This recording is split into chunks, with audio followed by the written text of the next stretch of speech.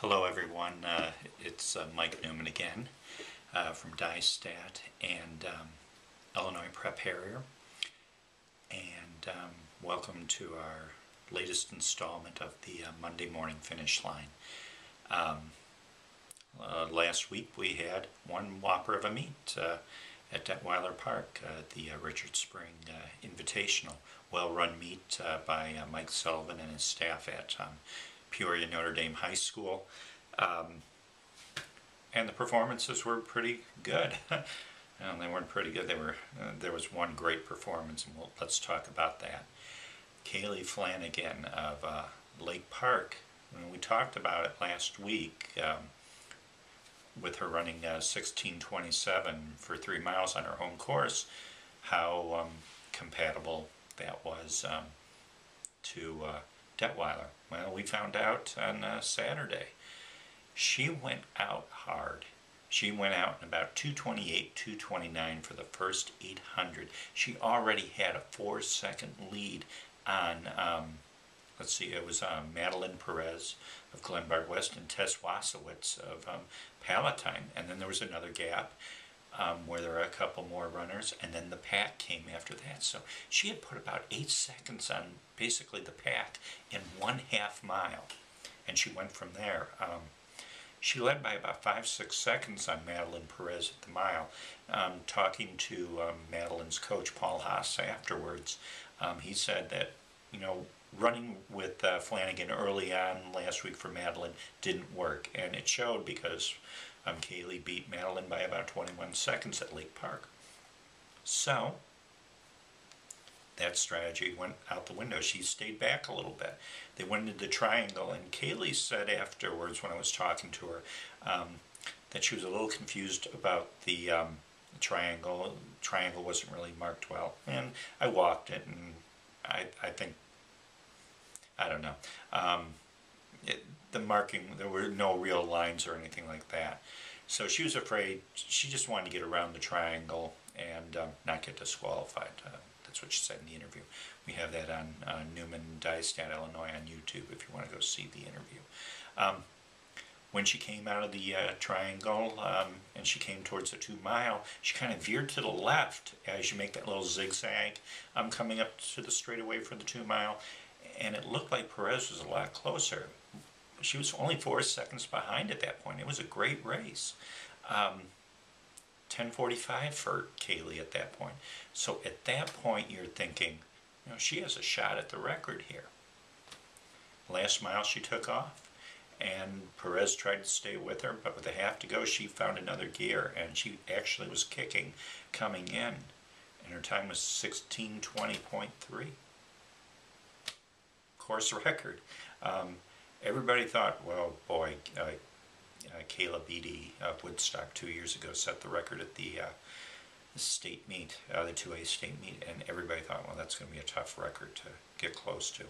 Well, we saw last year Amanda Fox got close to it, and we saw on Saturday how Flanagan ran. 16:20.3. Madeline Perez was second, 16:29. Emma Fisher of York set a PR on that course. Good job, Emma. 16:58. I think her PR was 17 minutes from last year. And then Carly Kroll of Sandburg was fourth, and Lisa Luzak of Glenbard West was fifth again. Team battle. Glenbard West had all their runners back in. They were missing 2 runners from previous meets, Reich and Moat, I think their names are. They were in the mix, and it showed. Glenbard West won the team title, 113 points. Lake Park and Palatine tied for second with 142 points. Lake Park gets second place because of the 6th runner. Palatine wasn't running without their 5th runner, Amy Kulaszewski. Amy was a little tweaked up, hamstring, and they didn't want to take a chance with her. It's middle of September, so you really don't need to at this point. Pleasant Valley from Iowa, 4th place, 146 points. They were only 4 points behind Palatine and Lake Park. And they beat Naperville North at the beginning of the year at their own invite. So interesting with Naperville North. It'll be interesting to see what the ratings are coming up this week with the girls teams. We said there are a ton of great girls teams, and it showed again here on Saturday. In the boys race, we got to see, everybody got to see the first running of the Dukes of York, their first major invitational of the year. And, you know, nobody knew what to expect. I didn't know what to expect. They went out in the first mile. Well, actually, the race, 4:48 at the mile. Actually, the same splits that Jack Keeneland ran last week, but Keeneland was basically all by himself from a mile and a half on, and he ran 14:35. Well, there was a lot of company at the mile. 4:48 the mile. Caleb Drake of Pleasant Valley, Iowa, was leading, and then there was a strong pack with Tyler Young, Garrett Lee, Alex Reba, Patrick Harrier, Caleb Beck, and it goes on. About 10 seconds back, and about 40th to 50th place was the York pack, 7 runners together, and they were content. They were talking to each other, and when they went into the triangle, they made their move, came out. There were 3 runners that were in the top 15 at that point, and there were 2 other runners, Milling and Plowman, that were 10 seconds behind them. And York rolled from there. They started to move that last portion of the race. The individual race came down to the 2-mile mark, and Patrick Perrier was sandwiched. It was a Belvedere North sandwich. That's a bad analogy, sorry. With Young and Lee on one side. Lee and Perrier on Route 29, on the Route 29 part of the course, kind of took off and left Tyler a little bit behind. Perrier made a move with about 800 to go. Lee covered that, and then it was amazing coming down the home straightaway, and there were runners that still had one more lap to go, and they had to weave through it, and Lee made a move through that pack with about 200 to go, and that was enough to win. Only by 1 second, mind you, over Patrick.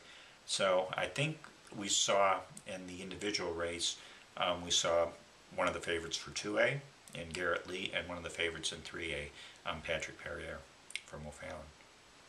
Team-wise, York, 34-second split.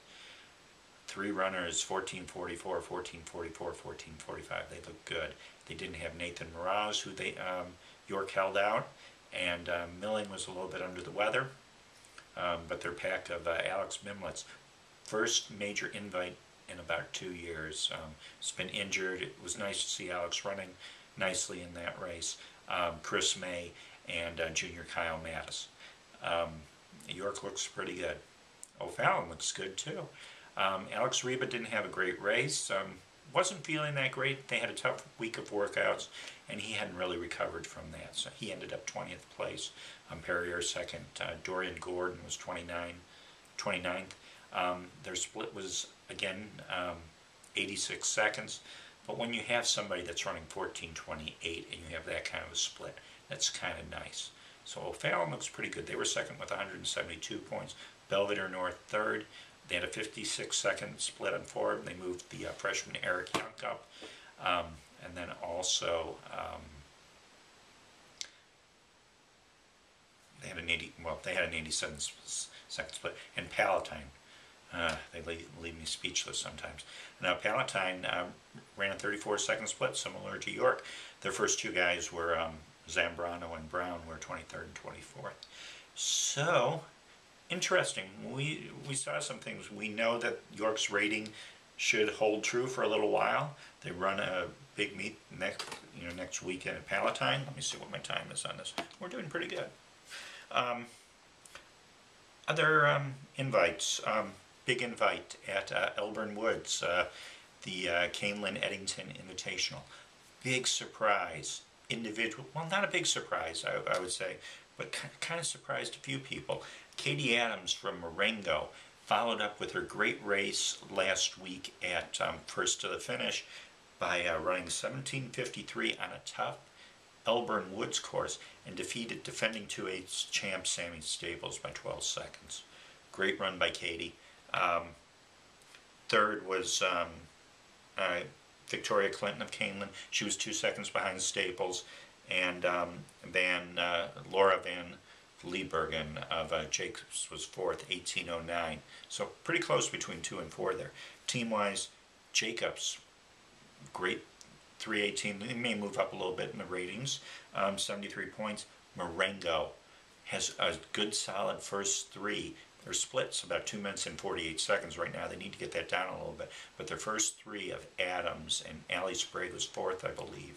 No, she was 5th. Or maybe she was 8th. Yeah. And then Katie St. Clair was 14th or 15th. They have a good threesome there.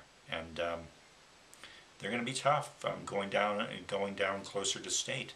Pack needs to come back a little bit closer. Boys race, Crystal Lake Central won pretty easily, 61-91 over a good Jacobs team. Alex Baker won by 26 seconds, ran 15:27 over Mark Dubrick of DeKalb. Where else? Manuka, it's a flight invitational. Wheat Morinville South girls rebounded nicely after a okay performance at Peoria the week prior. They scored 12 points in this flighted meet. Yorkville, the #1 team in 2A, was second with 18. Skylar Bollinger, fantastic freshman, 17:20 on that course at Shannon Ann Park. In the boys race, Yorkville boys easily won the team title, 11 points. Lyons Township, which is highly rated in 3A, was second. They didn't run some of their top runners, so mixed bag of runners for them. They were second with 26 points. The individual race, Joey Santillo, he's going to be one of the top runners in 3A this year. Won the race by 1 second over Joe Singleton of Glenbard South, 14:54 to 14:55. One other meet, Libertyville Invite, Adler Park, Courtney Ackerman again, 17:12 on that rough and rugged course. That's pretty good. She won easily over her teammate Mimi Smith. Courtney's sister Jessica did not run. Jessica didn't run that great the week before, so I believe that Coach Bernstein gave her the week off. I don't know what the details are on that. But in the team-wise prospect, beat Nutria 40-45. Close team battle there for the Knights and for the Lady Trevians. The boys race, Quentin Schaefer of Prospect won the individual race. Prospect was coming off of a dual meet where they got beat by Hersey last week, 24-31, I think it was. So it was a close battle that way, and they rebounded nicely. They won the team title 53-60 over Highland Park. And we have plenty of time here, so I can talk a little bit. Usually at this time, I do question of the day, and we have several questions that I wanted to answer, but there's another thing that I want to talk about. There's a couple of things I want to talk about. So, if you have some good questions, and we've got some good ones, and I think we'll do it on Friday for the meet preview. We're going to look at Palatine and a few other meets, but we'll talk about some of the questions. There's some good questions out there. NewmanDiestatIL@gmail.com. Go to send me your email. Send me your email, please, and I'll answer your questions. And Emmett Barr was the first person that asked me a question that I read on the air. And Emmett, I'll get you a Die-Stat t-shirt. I'll probably see you this week at Palatine. I know your team is there. Two things that I wanted to discuss. The new Die-Stat site. I am very fortunate and blessed to be a part of this site. I am going to be the national director in charge of TFX, which means inputting a lot of results and making sure that we get as many results in as possible. So we'll do the best we can. The site should be up, the new site should be up and running, free from ESPN finally, but it should be up in the next few days. I'll make an announcement on Prep Harrier, the actual address for the website, and the same thing, same results, same database. We have the same database, but I'll give you more details on everything that's going on with that on Illinois Prep Harrier. One more thing I wanted to talk about. I wanted to talk about sportsmanship a little bit, and just the effect on how actions can affect somebody looking at it from abroad. Something happened this weekend at a meet in Illinois. That's all I'm going to say. It was a meet in Illinois. I'm not going to say where. It's not fair. Actually, in the middle of a race, this kid went off course, and he cut the course pretty considerably. And a few people saw it, a few coaches saw it. The starter didn't see it, or the referee didn't see it. That was at the starting the meet. And a few coaches approached the coach that was coaching this kid and said, you know, he really cut the course. And this coach replied, well, nobody saw it, you know, doesn't. That's what a few coaches told me. And it's been weighing on me for the past 24 hours. If we have coaches, and I'm telling you, there's 99% of the coaches that are coaching in Illinois are unbelievable coaches that give so much time to the sport, and you know, we're blessed to have them.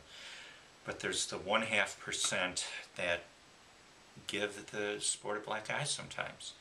How can you be a teacher and how can you be a coach and say, well, let's look the other way if somebody does something wrong? I lost total respect for the program, for the coach, if that's what he's teaching. We've seen a lot of things. Last year, I think I wrote about there was a kid in a race that they wanted to beat this team so bad, and this kid was closing in on the lead. He punched the guy in the stomach. You know, what is the coach? And the coach didn't do anything about it.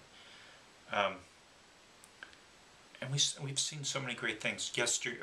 Saturday, because you're going to be seeing this on Monday. On Saturday, there were a few kids that lost track of laps at Detweiler and came in early. Coaches came over. My kids told me that they came in early. They told me that. So we need to take them out of the results. Same thing happened the week before, where a day later the kids came to the coach, and the coach called the timing company and said, can you take these guys out?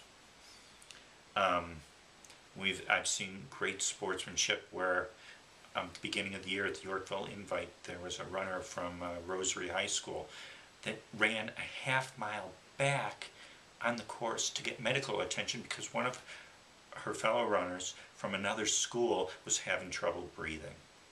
They got a medical cart, they went to get this girl, and this girl who ran a half-mile back jumped back in the race. She didn't hop her right in the cart.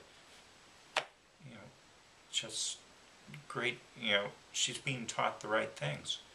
There was another incident last year during the state track meet where I heard some kids came up to me and said, this team told us we're going to kick your blankety blank butt tomorrow. And so the coaches are condoning this. The school is condoning swearing and punk-like attitude. I've lost total respect for the program and the coach. It's just ridiculous. This is what we're teaching our kids. Like I said, there are 99% of the coaches out there that do an unbelievable job. But there's 1% that, why are you coaching? Because I don't know, I'm pissed off about it. And I'll get off my soapbox. I am a fan that loves the sport. And I'm not the spokesperson for the sport. People have said that. Nah, I'm just a fan who likes to cover it. I like to write about it. That's me. But when I hear these things like that, that's all I'm going to say about it.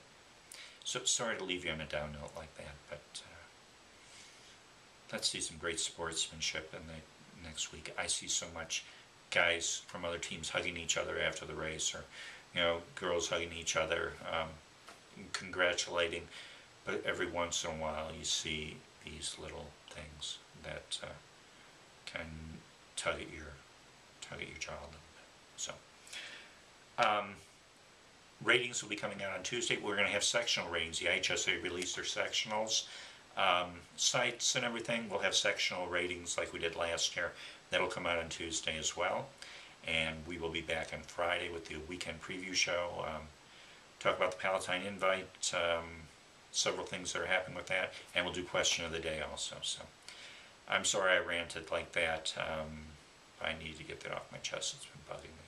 So have a great week, everybody, and I will see you out on the course soon, or I'll talk to you soon. Bye-bye.